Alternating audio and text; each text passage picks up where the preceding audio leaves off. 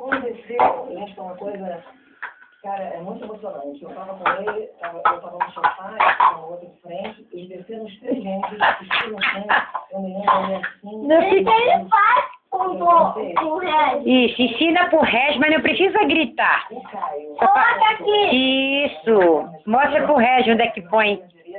Direita, eu tô em frente, a gente tá na cela. Tu acha que eu fiquei com ele no colo, uma boa, né, assim. Isso, agora ensina pro Regis de novo, porque ele tá levando outro baile. Mas não precisa gritar, tá? Não, não vou gritar. Muito bem.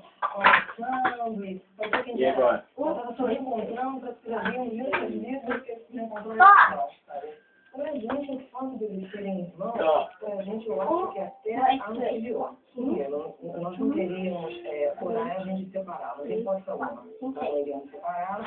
E os três, justamente por eles já serem mais sérios, para irem para um novo ambiente, uma nova realidade, uma nova cultura, eu acho que os três juntos acabaram se ajudando. Regis, mas vem empilhando um no outro, você ganha dele. Pode fazer. Hoje tem uma pessoa completa.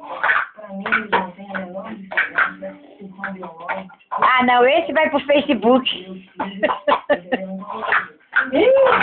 Emanuel, não grita que esse vai pro Facebook.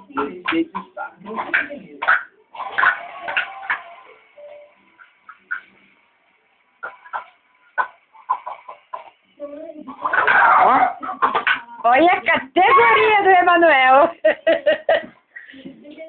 Bora ajudar ele, Emanuel.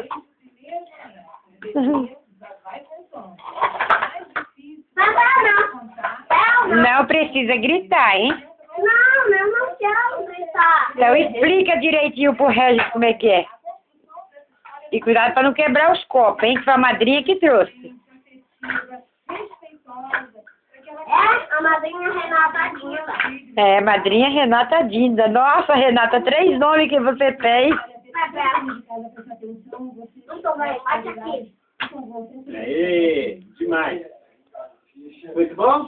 É, Tá bom. Acabou o jogo? tá bom. Olha aqui pra mim. Pode desligar então?